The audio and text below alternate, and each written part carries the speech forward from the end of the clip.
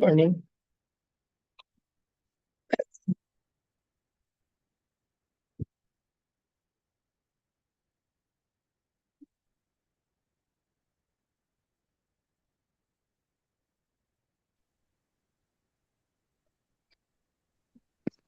Good morning, madam. Good morning, Andy. Hello, madam. Sir about to join. Sir join here.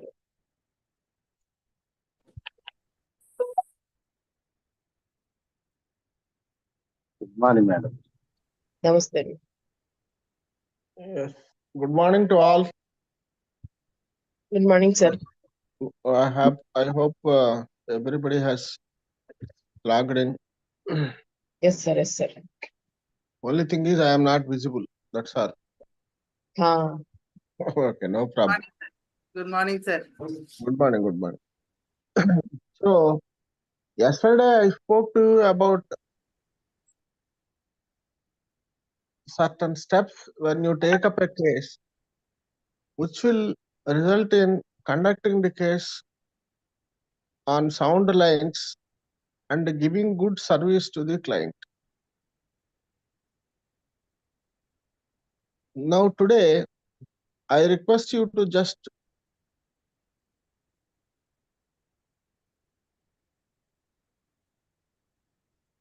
have a look at the definitions in several enactments. Let us say Stamp Act, Registration Act, Transfer of Property Act.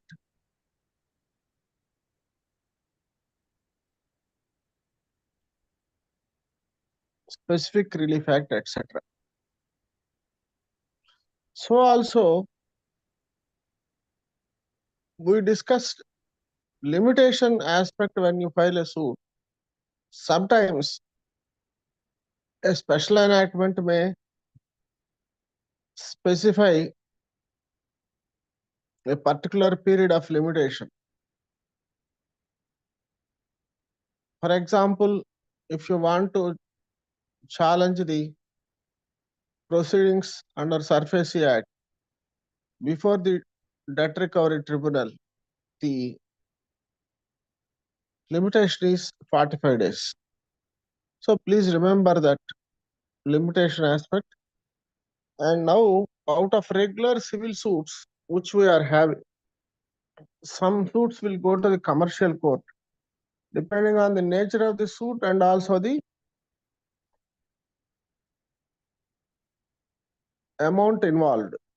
Therefore, these are some of the areas where you should be careful when you take up a case. And you should also be aware of various tribunals. Say for the Land Acquisition Act and of 2013, now we have a tribunal for 3 or 4 districts, authority for disposing of claims by landowners, etc. Similarly, we have Surface Act, Debt Recovery Tribunal, and then Consumer Protection Act. Please remember one thing, Consumer Protection Act, there is a provision which says that the remedy under Consumer Protection Act is in addition to any other remedy. Therefore, it doesn't exclude jurisdiction of other tribunals or even the civil court. So, be that as it may, I request Srimati Srividya to just note what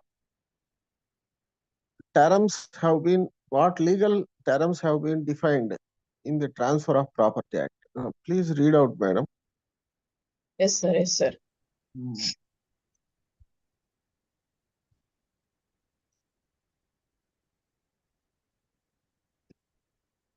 One minute, sir. I'm searching for it. Yes.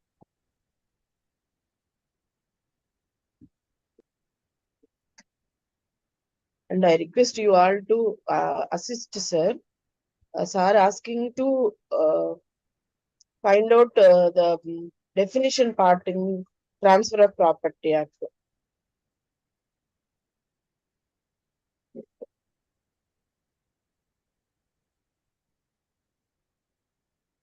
If somebody can bring it on the screen, no problem.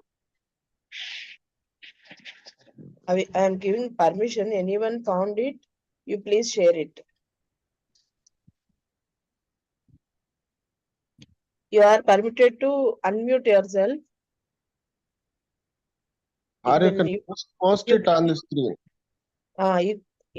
today you are having permission to even open the screen, share the screen.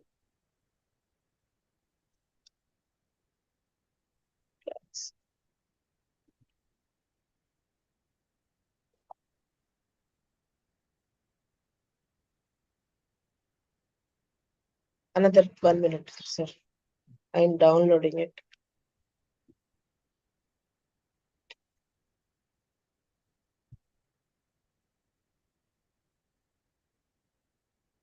If you just go through the definitions under the Transfer of Property Act, you will see the definition of attested, you will see the definition of lease. Yes, sir.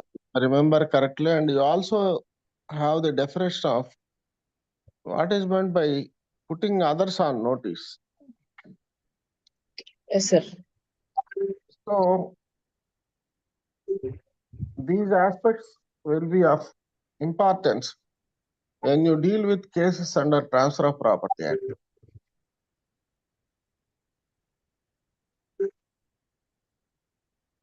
Yes, yes.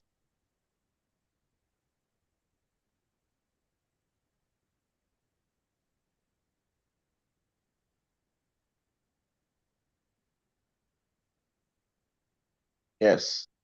So, Yes, sir. Attested. What are the definition? what is meant by an instrument, what is meant by immovable property, attested, etc. Yes, sir. Attested. May I read, sir? Anyone read this? మీరు చదవండి అమ్మా. In relation to an instrument means and shall be deemed always to have meant attested by two or more witnesses, each of whom has been the executant, sign or affix his mark on the mark to the instrument, or has been some other person sign the instrument in the presence and by the direction of the executant, or has uh, received from the executant a personal acknowledgement of his signature or mark, or of the signature of such other person, and each of whom has signed the instrument in the presence of the executant. But if it shall not be necessary that more than one of such witnesses shall have been present at the same time, and no particular form of attestation shall be necessary. So attestation, and then let everybody be on notice that these terms are defined under the Transfer of Property Act. Similarly, instrument is defined, registered is defined. Next, please move the page. Yes, sir. Registered. Another definition. Which one may I read, sir? Attested to the earth. Actionable claim.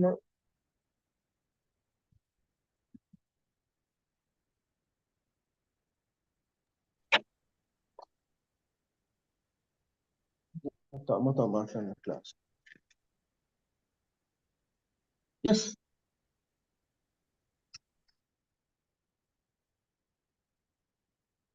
Yes, sir.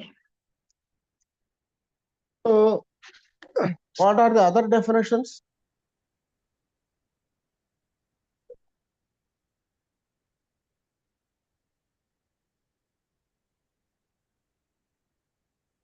Things attached to earth.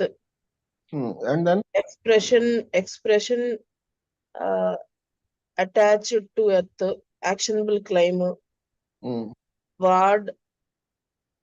Debt occurring therein. Presumption of notice. presumption of notice. Yes. Presumption of notice. In absence of registration of agreement to sell or contract for sale,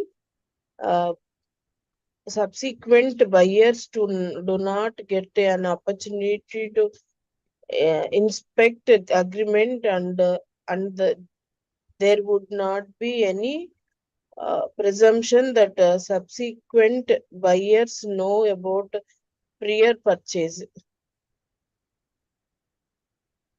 Yes. So there are definitions which need to be noticed by advocates because they will have a bearing on the manner in which the sections are interpreted. Then after this interpretation class, madam, what is the section? After this interpretation class, next section is Section 4, sir. section 4. Please note what is. Enactments relating to contracts to be taken as part of Contract Act and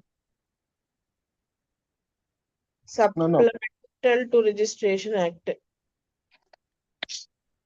No, please read again.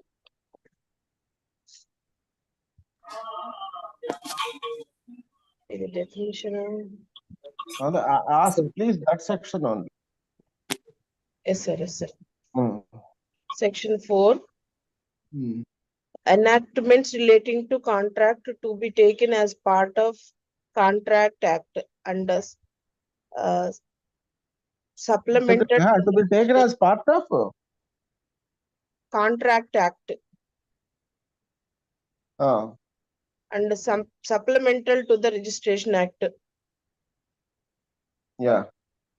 This the chapters and the sections of this act which relate to contract shall be taken as part of the Indian Contract Act. And section 54, paragraph 2 and 3, 59, 107 and 123 shall be read as supplemental to the Indian Registration Act. This section is important because it denotes the relationship between the Transfer of Property Act and the Contract Act and also Registration Act. Because lease is a contract, but lease is defined in the Transfer of Property Act. Lease is a transfer of interest in immovable property, and what are the rights of lessor and what are the rights of lessee. Therefore, whenever you are looking at an enactment, you please look at the early sections of the act. That is very, very important. These sections which are placed in the first part of the enactment will give you an idea as to the relationship between this act and another act. Are you One able to follow people? Actually What? వీళ్ళందరికీ unmute opportunity ఇచ్చాను sir. వీళ్ళు follow అవుతున్నారో లేదో అర్థం అవ్వలే నాకు. లేదు madam, follow అవుతున్నారు. So my request to you is don't directly go to sections which fall for consideration frequently in your practice, but you have an idea as to the scope of the act, its relationship with other enactments. If you take the Criminal Procedure Code or the latest Nyaya Suraksha Samhita, you will find section 4 and 5 of old CRPC. CRPC basically applies to investigation of offences under IPC. But if there is a special enactment, that enactment will prevail. Only when that special act is silent, then we can fall back upon CRPC. So that's why the early sections, they should be read by the advocate. And as I told you earlier, every enactment will have chapters properly arranged, each chapter dealing with a particular type of issue. The only aspect which you should improve upon is certain legal theories or legal concepts will also be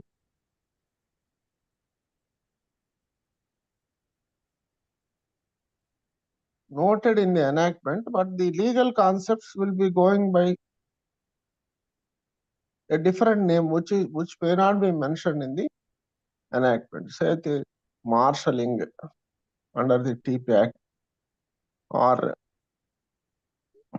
feeding the grant by estoppel. So the words may be there. These concepts you can easily know. Simply, I am telling you, have an ideal curiosity. Ideal means you don't need to read the act today on any particular aspect. You don't have a case under TP Act. But if you are idle, instead of doing something else, you just have a look at the TP Act. Bare Act, what section is there? What section is speaking on what aspect? So this familiarity, as soon as you start reading again and again, the concept relating to that act, the applicability of that, the manner in which the provisions have to be used when you are conducting a case, everything will automatically come to you. That is my experience. So whether you like it or not, you go on having familiarity with these enactments. For example, Stamp Act defines a settlement deed. So what is the difference between a settlement deed and gift deed? When a document amounts to settlement deed. So as you go on reading, and later as you go on referring to commentary on these important sections, without your particular effort, you will have knowledge of all these aspects. And when you read journals, again your mind will go back to what you have read in the act and what is this judgment. How it will immediately open your mind to what you have read already and what the judgment is. Therefore,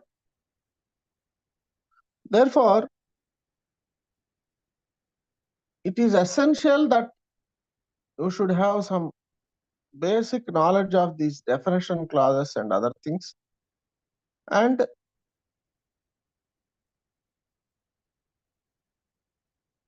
the arrangement of chapters, the various aspects dealt with under the act. And when you go into the specific issues that may arise under an enactment, you will see, suppose you go to section 55 of Transfer of Property Act, you will see what are the rights and liabilities of the seller, what is 55(4), what happens when the entire sale consideration is not paid by the rate of sale, whether sale can be, well, whether the sale can be challenged because of non-payment of the amount. What section 55(4) says is that for the balance of sale consideration, the sold property will be charged in favor of the seller, and he can only recover that amount, but it doesn't become, but he does not have the right to cancel the sale deed. So all these things just as a passing reference, when you are waiting in a court, just for 1 week you carry transfer of property. For 1 week you carry specific relief act. For 1 week you carry registration act. For another week you carry the stamp act. So like this, you develop familiarity with the Bear Act, what definitions are available there, what is its relation to other enactments, and your knowledge will improve without that particular effort. And when you read judgments in the journal, you will definitely come across judgments on specific relief act, lease. Last night I was browsing the for latest judgment. There is a latest judgment on what amount of mean profits should be directed to be paid by a tenant whose lease has expired. Notice is given to him that you are not paying rent and we are determining the lease. Determining is a word used in the TP Act. So the Supreme Court again referred to some of the judgments like Atmaram properties as to what is the amount of mean profits to be determined on a tenant, how much he should deposit and all that. What is the quantum of rent? So Atmaram properties and Supermax case.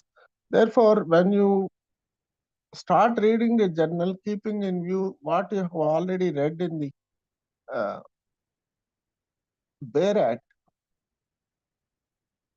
it will be a cakewalk for you when you take up a case. This process you implement for 6 months. 6 months. Definitely, you will see a change in the way you look at the cases which are being conducted by you. Whenever you get a doubt, you go to the enactment which is applicable. Yesterday, Mr. Jacob was asking about will being executed in favor of so and so property, so and so. It involves Hindula and also the construction of a will as per the Succession Act, Indian Succession Act. Don't be under the impression that Indian Succession Act is only for Christians and those provisions are not of help to us. For construction of wills, for the manner in which will is executed, for the validity of the will and all these things, the Indian Succession Act will operate. So this is the way in which you have to slowly develop yourself, and while seeking relief in a plaint, please be aware of all the reliefs that can be sought for in a particular suit. If you think that you are not able to seek all the reliefs at this point of time, you can apply under Order 2, Rule 2 CPC to reserving your right to seek such a relief subsequently, and you can file a petition and seek the permission of the court.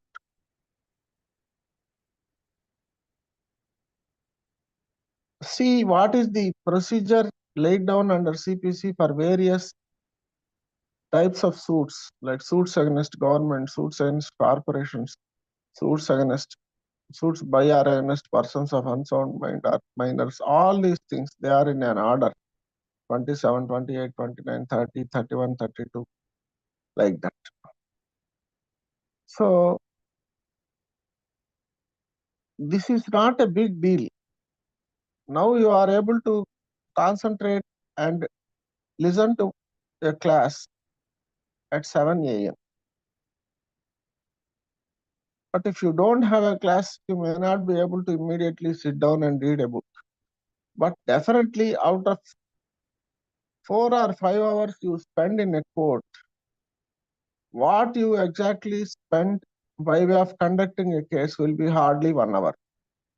So you please utilize the rest of the period by carrying a small, ALD has published very small size enactments. They are something like half of the regular size. So you purchase them, you have carry them in your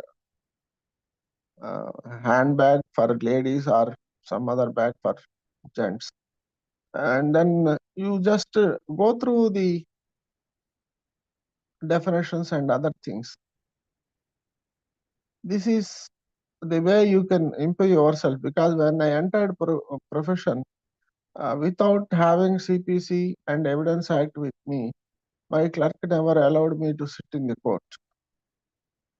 Because if you are having those enactments with you, and if somebody is arguing on a particular provision there, as you are now looking at the bare act, you can also look at that particular provision. For example, if you are seeking a temporary injunction, you have filed a suit, you have sought for temporary injunction, ex parte interim injunction, that is granted. Immediately Order 39 Rule 3 comes into play, and then you send copies of documents to the other side.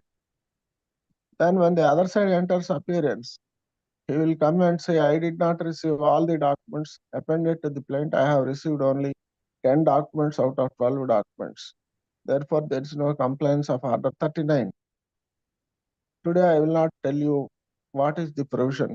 I request you to read Order 39, Rule 3, what is compliance, what documents have to be sent, and what are the keywords used therein, which will enable you to answer that particular query raised by the other side.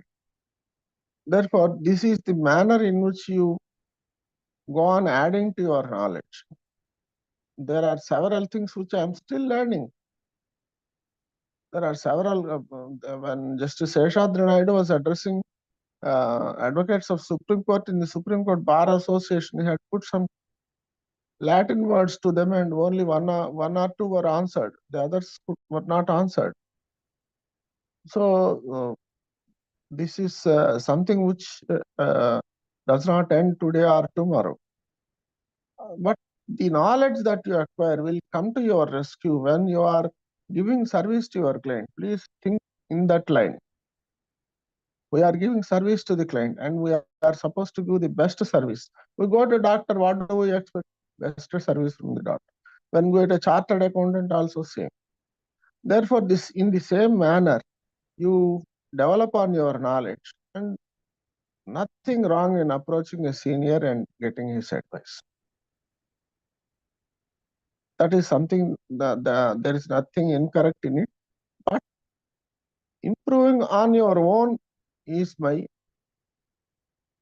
effort, is my endeavor. You have to improve on your own in this manner. So I have drawn your attention to the importance of definitions under any other, and we have seen how the definitions are very, very important while looking at Indian Evidence Act. Therefore, there's absolutely no problem with all that.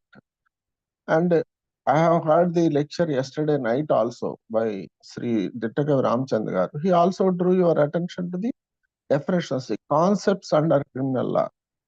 Therefore, this is the man, because what he had done what exactly I told you till today. He is still doing it. He is still looking at judgments in a very keen manner. Therefore, you are capable of improving yourself in this manner. This is my opinion. Now today, after this introduction, which will help you further in your updating of knowledge, I will just deal with some of the interlocutory orders which come up for consideration in civil cases. As I told you, one of the key judgments relating to immovable property and seeking appointment of receiver or identification of property or some such relief which will result in a proper decree being passed. You read the directions given to courts in the Rahul Shah judgment. Please keep that Rahul Shah judgment. There are some 12 or 14 directions given in that judgment. Please be conversant with them. Therefore, that is one thing. Second thing is, what are the interim orders that you can seek? If it is a money suit, you will go for attachment before judgment. And what is to be written in the agreement, in the affidavit, what is mentioned in order 38 rule 5, that so and so borrowed the amount, so and so has I issued a notice, he did not give a reply, he evaded to receive the notice even though he is very much present in the address. I came to know that he is indebted to others and he is trying to leave the jurisdiction of the court. Whatever our grounds are mentioned in order 38, in order to issue attachment before judgment, you mention those ingredients in the affidavit. And what is meant by conditional attachment? Because without notice, you cannot directly give attachment. Conditional attachment is the defendant will be asked to furnish security in a particular time, and then if he cannot,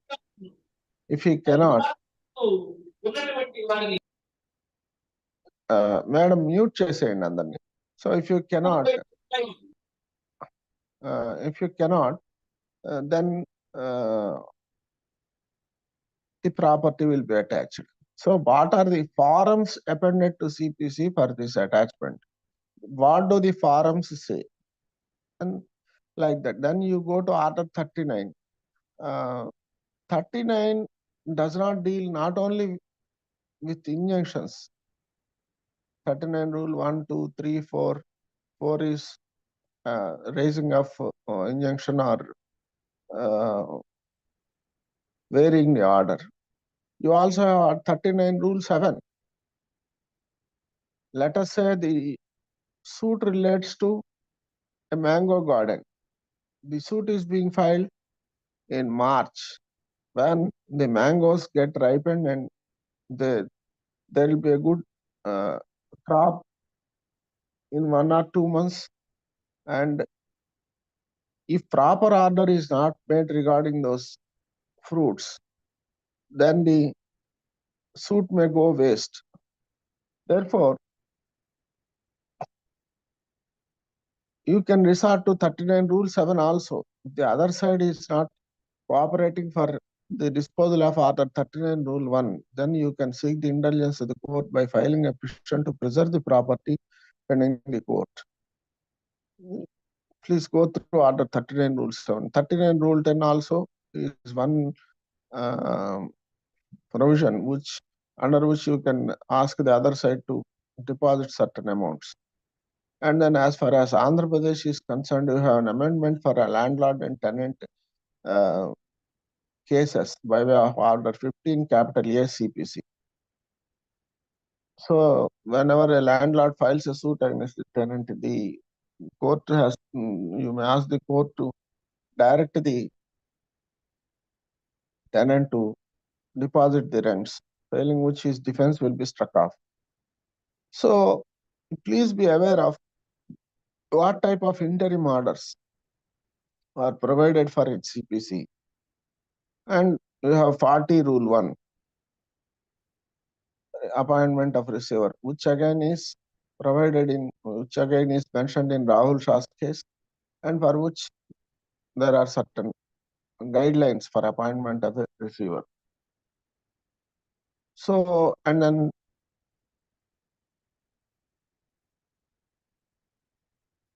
depending on the facts of the case, you may have to file a petition under order 1 rule 10 to add parties, order 6 rule 17 for amendment. and all that. So whatever interim orders are provided, for this purpose, you need to have a notebook. You please have a notebook, enter all these, allot some 10 pages to each of these interim orders, and then note down the case law from time to time. You also note down a leading judgment on this aspect of AP High Court as well as Supreme Court, particularly injunctions. So injunctions is such a vast subject that you have a book only on law of injunctions. That is by GCV Subbarao garu.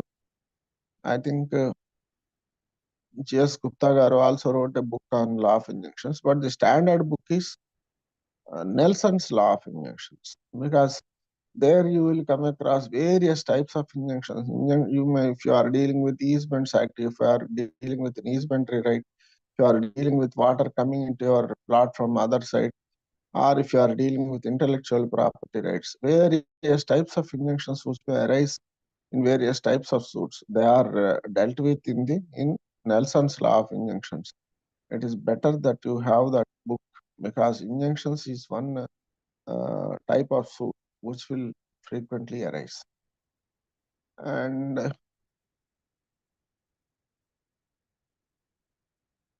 you also, I told you the case of Atmaram Properties of the Supreme Court. Please note down that word Atmaram Properties case you will get in the Google, and also Supermax case, Supreme Court. In both these cases, it is only judgment law that directs the tenant after his lease is determined to deposit rent at a higher rate. He may be a tenant for 10,000 per year, but taking into account the value of the property and the loss that may ultimately occur to the landlord if the tenant goes on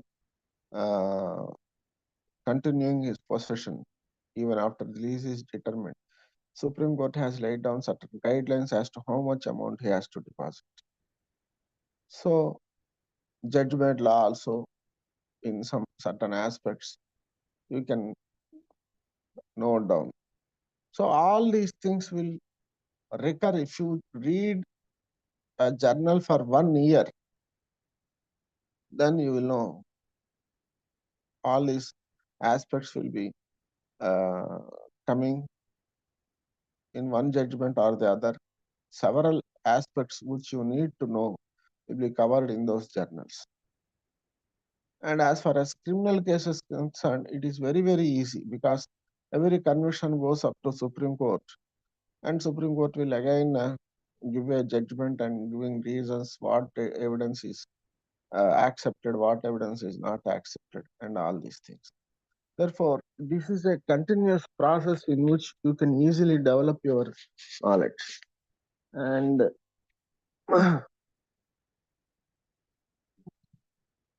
how to draft? Now, recently the Supreme Court said, as far as written statement is concerned, it should be a parawise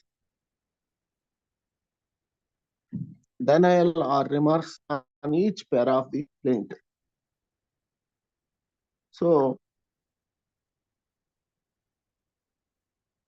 that is very, very important.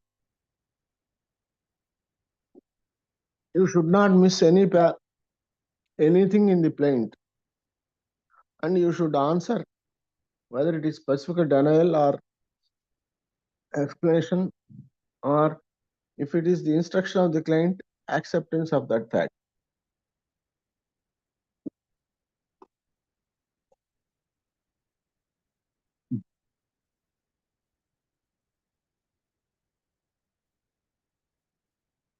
And then while leading the evidence, please remember the rule of best evidence. That is, the evidence that is acceptable to the court as against oral evidence, evidence that may be available to prove a fact as per the Evidence Act, instead of putting in some other evidence which may not be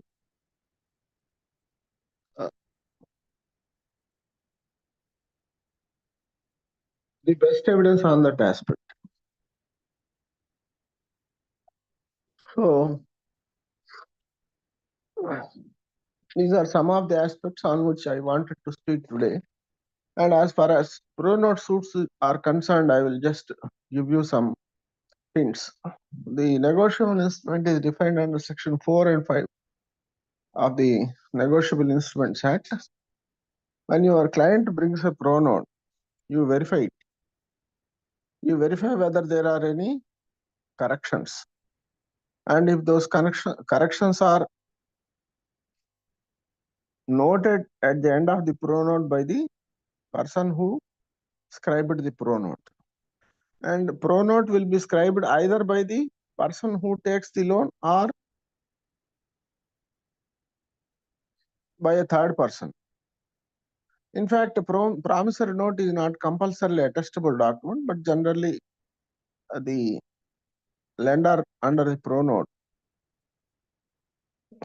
will take at least one signature as attestor.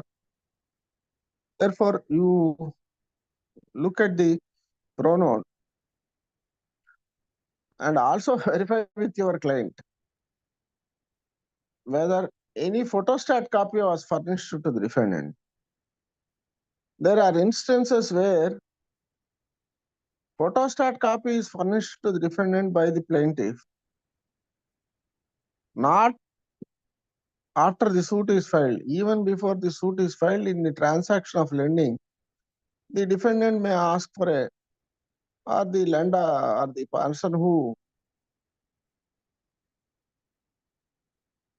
borrows money under the pro note, he takes a photostat copy of the pro note. Please ask your client whether the attestation is at the time of executing the pro note or 2 or 3 days subsequently, in which case the copy furnished to the defendant on the date of pro note may not contain the signature of the attestor. These are certain things which a party may not think that it is necessary to mention to you, but you please try to elicit from your client whether any such thing has happened. And you are also aware, whenever you issue a notice to the defendant, borrower demanding the pro note amount, he will demand a copy of the pro note stating that it is a forgery. So then also you please be careful what copies you are furnishing and whether it is the same copy which you are going to file. I have seen in some records brought by advocates for opinion after my retirement that there is a copy of the pro note which does not contain the signatures of attestors, but the original copy contains the signatures of the attestors. Therefore, original of the pro note contains signatures of the attestors. Therefore, please be careful when you furnish a copy of the pro note to the other side when it is demanded by the other side. Then, as I told you, you may ask the pro note to be kept in a sealed cover so that it is not tampered with. If it is tampered with, then other side will say there is a material alteration, and therefore you will have to answer for it, depending on the nature of the dispute between parties. You please take such steps which are necessary to to preserve the original pro note in the court till it comes up for trial and it is disposed of. Then second thing is, as I told you, the revenue stamp, whether it is properly stamped or is insufficiently stamped, and then previously insufficiently stamped was not allowed to be impounded, or the balance of stamp could not be paid even with penalty. But sometime in 2005 or so, there was a between 2000 2005, there is an amendment to the under the Finance Act, which said that which allows the payment of stamp duty and penalty even for a pro note. I will, after returning to Vizag, I will give you that exact provision. And then it is better if you give a notice, unless your party says that the other side is going to dispose of his properties, you have to file a suit without any delay, then you file a suit. And then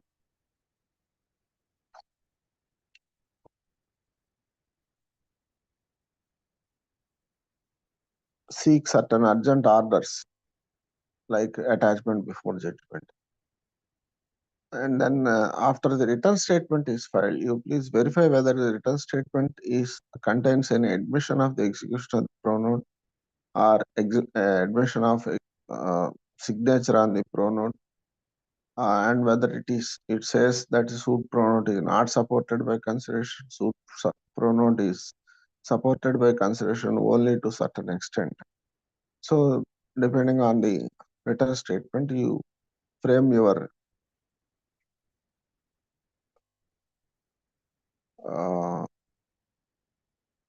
chief affidavit and also affidavits of other witnesses, then properly marking the documents and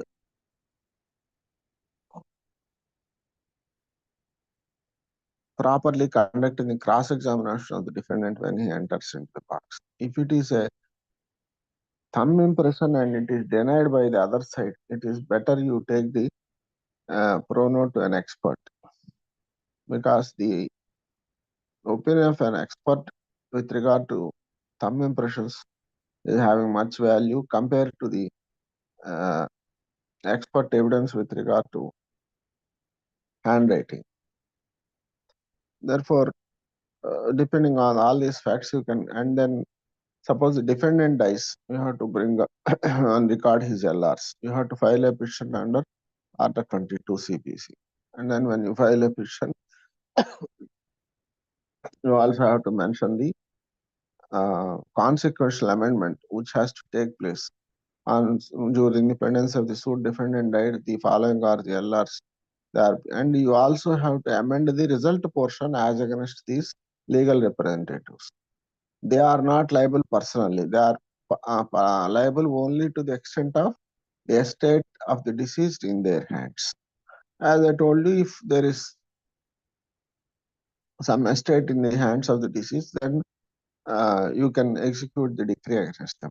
And if the plaintiff dies, you have to add the LRs and you will have to produce a succession certificate, because Section 213 of the Succession Act provides for succession certificate in case of a death or security. So these are some of the subsequent interlocutory proceedings that may arise in case of death of the plaintiff or death of defendant. And you should be aware of the presumption under Section 118 of NI Act. Please go through the judgment in reported in 1987 1 ALT page 1, Vasu's case, rendered by a full bench. The judgment is still good, and the judgment is mentioned in the subsequent Supreme Court judgments on this aspect. So please have a clear idea as to the applicability of Section 118 of NI Act.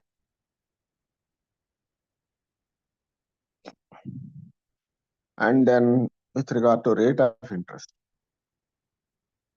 Rate of interest is an aspect on which you should have clear idea. The rate of interest up to the date of suit is covered by the contract between the parties. If there is no definite contract, trade or custom usage will come into effect. And you can also issue a notice under Interest Act that you are liable to pay the amount with interest. The Interest Act provisions, you please go through Section 3. Please note down that in a claim for money based on a pro note or on a bond, you if the interest is provided under the pro note or the bond, then you will claim that interest up to the date of the suit. And then subsequent to the suit, it is section 34 CPC that applies. Please note that section 34 CPC applies only to money decrees. Mortgage decrees, they are covered in a different manner under the 34 CPC. So subsequent to the suit, you may claim interest at the same rate as mentioned in the contract. The court will grant depending on the nature of the transaction and depending on the status of the defendant. So, if the defendant is an agriculturist, Act 4 of 38, Madras Debt Relief Act, which was enacted by the then government formed under Government of India Act of 1935, and which elections were held, and in 1937 the government came into power. The revenue minister was Sri Tanguturi Prakasha Mantru garu, and he made this act. He introduced this act. The purport of this act is that you cannot collect a higher rate of interest from agriculturist. Agriculturist is defined under this act, and if it's an agriculturist and if you still don't adopt this act and what is known as scaling down interest, that is, you reduce the interest even if the rate of interest mentioned in the instrument on which you are suing contains a higher rate of interest. It was 6.5% up to a particular point of time. Later it is 12.5%. So you cannot collect compound interest. If the defendant is really an agriculturist, you have to follow Act 4 of 38 or mention that it is not being followed because he is not an agriculturist. And then if the transaction is a commercial transaction, then the court will naturally grant at the same rate of interest during the pendency of the suit. The next is this rate of this interest being granted is called pendent late interest. That is during the pendency. Then after the decree, it is subsequent interest, which is also provided under section 34. It is normally 6% unless it is a commercial transaction. Therefore, there are three parts to the relief of interest which you can claim in a pro note suit or a suit on a bond or any other document which obliges the defendant to pay the money to you. Therefore, these are the various enactments. And then there is also usurious loans act. If this interest is so high, the court may say that it is usurious. You please also note section 3 of the usurious loans act. The court may even suo moto revise the interest. Please note section 3 of the usurious loans act. It's also a very brief act. And as far as suits filed by banks are concerned, the Banking Regulation Act section 21A comes into play, and they are entitled to the contractual rate of interest, irrespective of what is stated in the other enactments. This prevails. 21A excludes the operation of other enactments. So these are some of the enactments which cover even the simple issue of granting of interest. That is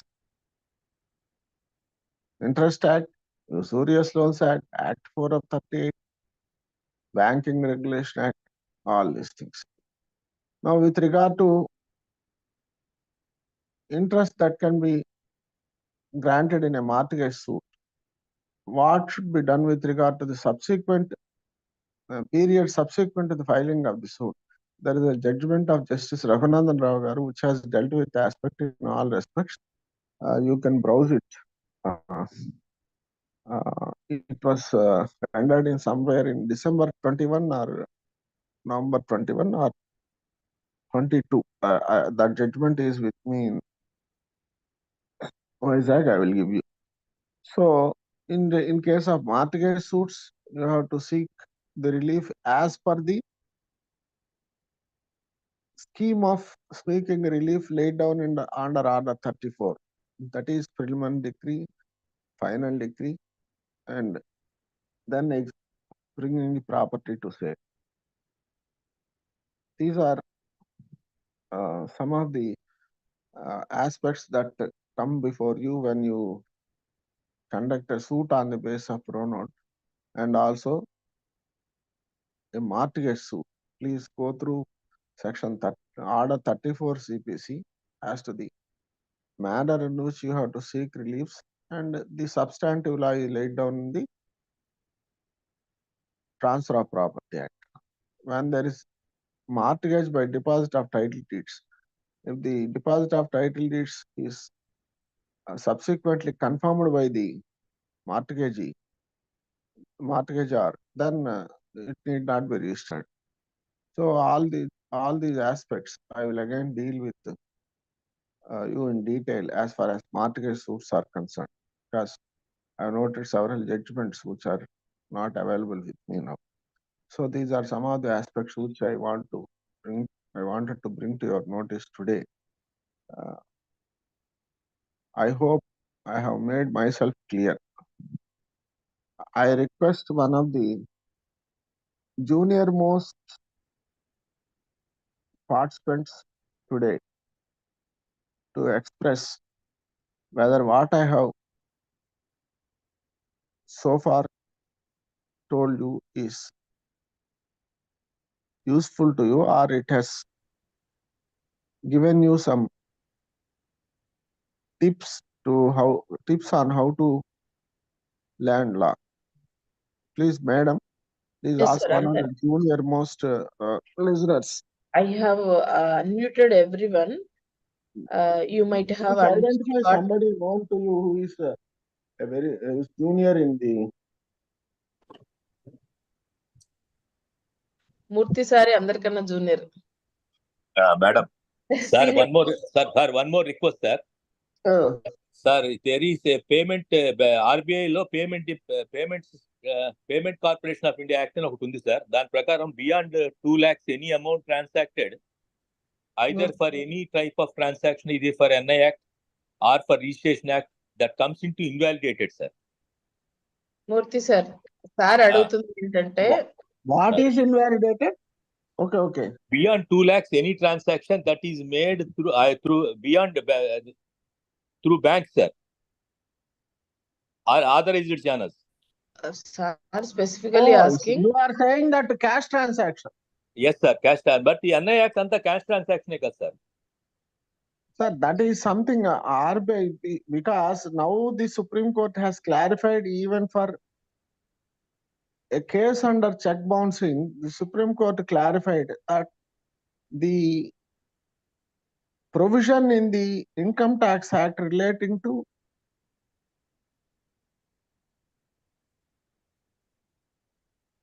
payment of any amount beyond, say, 20,000 or 50,000 or 1 lakh, only Yes, through bank transactions, Yes, sir. it will not affect the loan transaction. It will not affect the. That means it is validated, sir. Right, it is valid. You please go through the latest judgments on enact by the Supreme Court.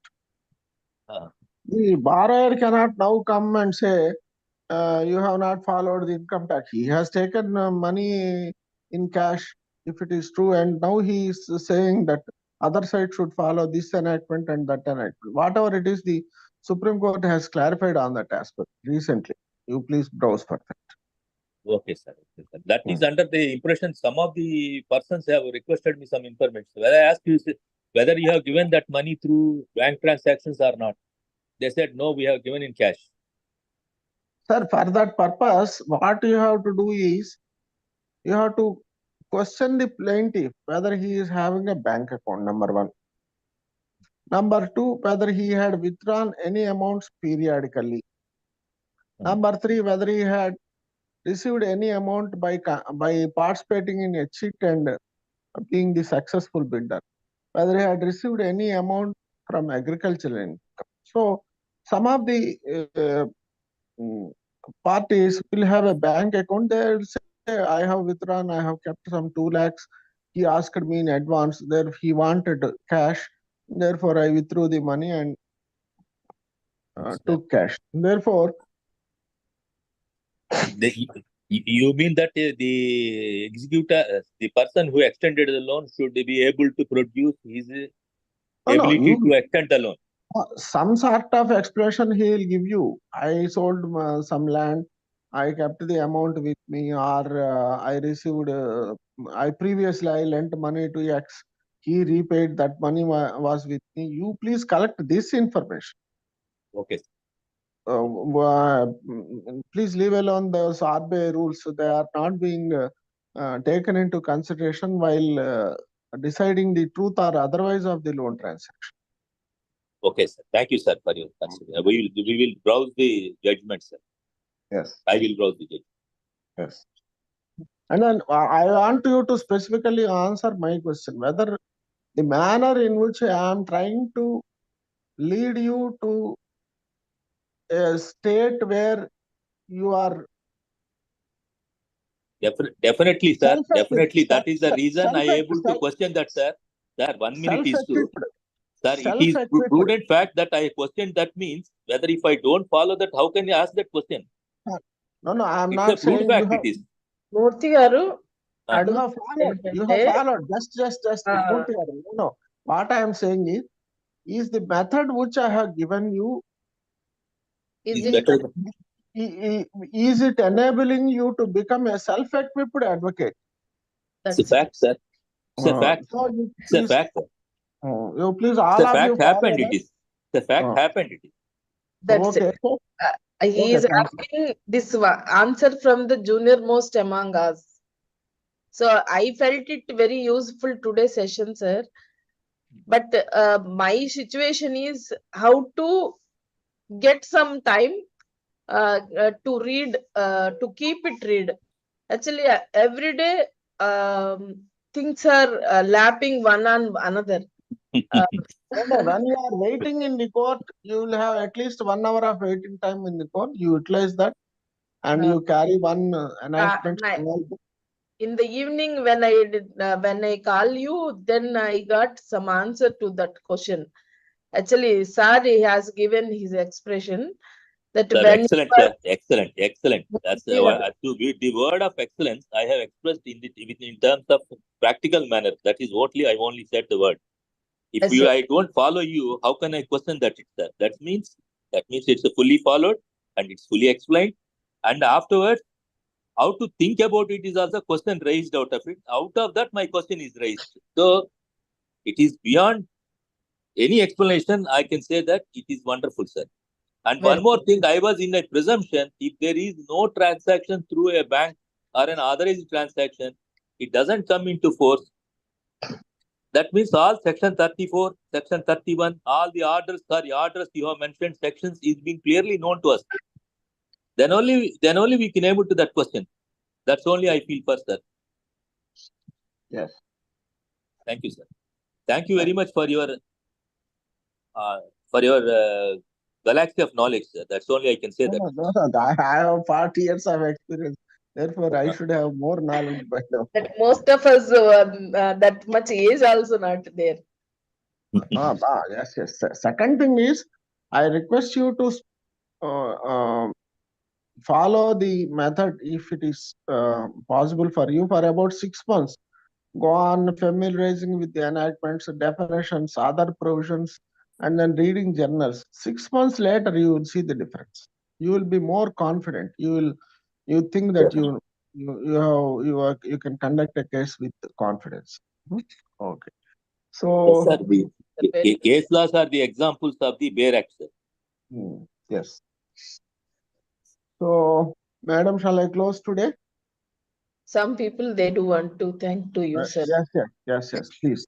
Anyone, Rakesh? Sir, thank you very much, sir. Yeah, case law, especially the case laws part, they are very helpful, sir, actually.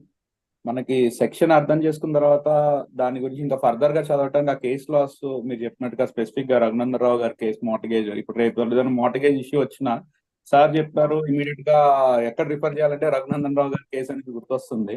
So immediate గా research చేసి మళ్ళీ మేము చదువుకోవడానికి చేయడానికి చాలా helpful గా ఉంది sir అది.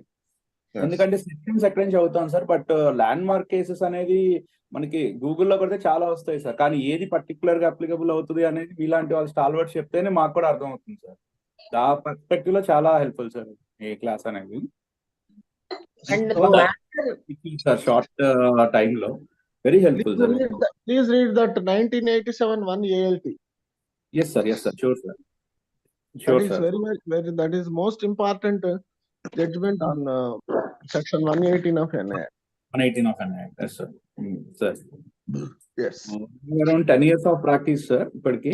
So after this also like మీరు చెప్పిన తర్వాత ఇంకా పర్స్పెక్టివ్ చాలా డిఫరెంట్ గా మారుతుంది సార్. అంటే సార్ ఇప్పుడే ఒకటి మనీ సూట్ లో అది రిటర్న్ స్టేట్మెంట్ తయారు చేస్తున్నాను సార్. మీరు చెప్పిన తర్వాత కొంత ఇన్సైట్ మారింది మళ్ళీ నాకు. ఒక 2 పాయింట్లు వేరే యాడ్ చేయాలి అనేది నాకు అర్థమైంది. మన బుక్స్ అయితే చాలా ఉన్నాయండి. లా ఆఫ్ ప్లీడింగ్స్ అని పెద్ద పుస్తకం ఉంది. నోటీసులు ఎలా ఇవ్వాలని ఒక పెద్ద పుస్తకం ఉంది సార్. పుస్తకాలు అయితే చాలా ఉన్నాయి, బట్ ఇన్ని పుస్తకాలు ఉన్నాయి. సజెస్ట్ చేయండి సార్. ఇన్ని బుక్స్ ఉన్నాయి సార్. We are not robots. కతే చూసాక ఒకసారి ఇలా చదివేసేసేయాలనిపిస్తుంది మార్నింగ్ లేవగానే. బుక్స్ లో ఏంటంటే ఫెమిలియారిటీ ఒక్కటేనమ్మా. ఫెమిలియారిటీ అంటే ఒక కేసులో మీకు డౌట్ వచ్చినప్పుడు ఎప్పుడైతే మీరు దాని గురించి గట్టిగా మీరు ఇన్వెస్టిగేట్ చేస్తారు, ఆ క్వశ్చన్ ఆఫ్ లా కానీ ఏదన్నా, అప్పుడు మీకు ఆ ఆన్సర్ దొరుకుతుంది. ఆ ఆన్సర్ మీకు ఎప్పటికీ ఉండిపోతుంది. అదే సార్ నిన్న నాతో కాల్లో మాట్లాడినప్పుడు ఆయన కాల్ వర్క్ లో కూడా యూజువల్ గా మ్యాజిస్ట్రేట్ కి కాల్ వర్క్ చాలా హెవీ ఉంటుంది. అయినా కూడా ఒక ఎనాక్ట్మెంట్ పక్కన పెట్టుకొని ఆ ఎనాక్ట్మెంట్ కూడా చదువుతుండే వాళ్ళట. అంటే how to get the gap is a biggest thing. నేనైతే కోర్టుకి వెళ్ళాలంటే ఏదో చిట్ చాట్ లోనే నా టైం అంతా వెళ్ళిపోతుంది.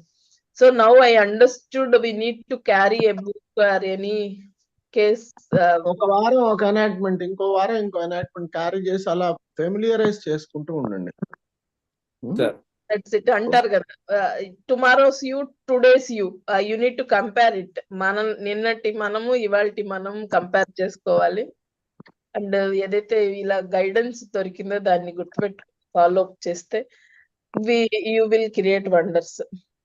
Anyone is over a period of time I will try to bring to your notice certain judgments in which there was some deficiency either in the pleadings or in the evidence let in the trial court, which has resulted in the loss of that particular suit in the higher courts.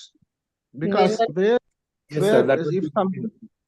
if some deficiencies are allowed to be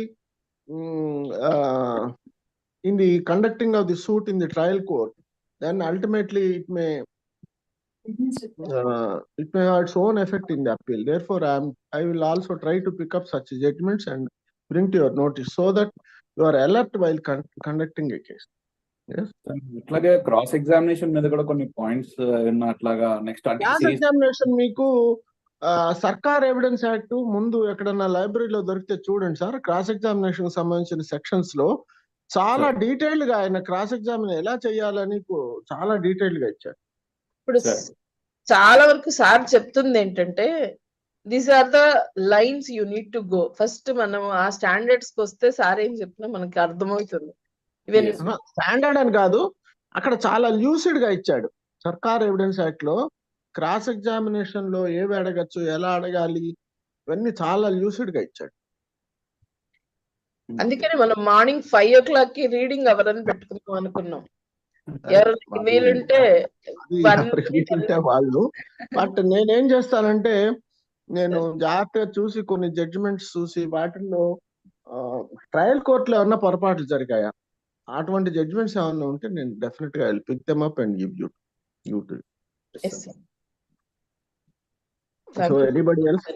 today it's enlightenment session sir. నేనైతే each minute విన్నాను sir. Usual గా organise చేస్తూ వాళ్ళకి వీళ్ళకి message చేస్తూ ఉంటుంటాను అనమాట. But ఇవాళ నేను చాలా దగ్గర చాలా కాన్సన్ట్రేషన్ తో విన్నాను. Hope you all do the same. And another tip which I want to give is, చాలా పెద్ద ఓల్డ్ అంటే సీనియర్ మోస్ట్ అడ్వకేట్స్ దగ్గర 1901 to 1950 50 years డైజెస్ట్ అని ఉంటుందండి. అవును. 50 years డైజెస్ట్ లో పొసెషన్ గురించి, తర్వాత కొన్ని హెడ్డింగ్స్ కింద ఉండే జస్ట్ ఊరికనే ఎన్ని హెడ్డింగ్స్ ఉన్నాయనేది కూడా మీరు చూడండి. 1901 to 1950 డైజెస్ట్ జస్ట్ క్యూరియాసిటీ కోసం.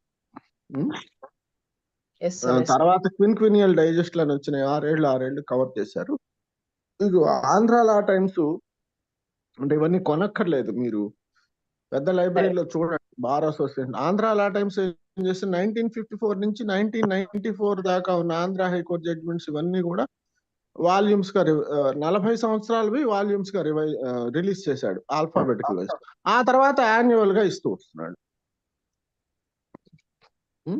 ఇవి కూడా మీరు దయచేసి గుర్తుపెట్టుకోండి. Right right I'm leaving the meeting today. Thank you one and all. Thank you, thank sir. You so Thank you. Much sir.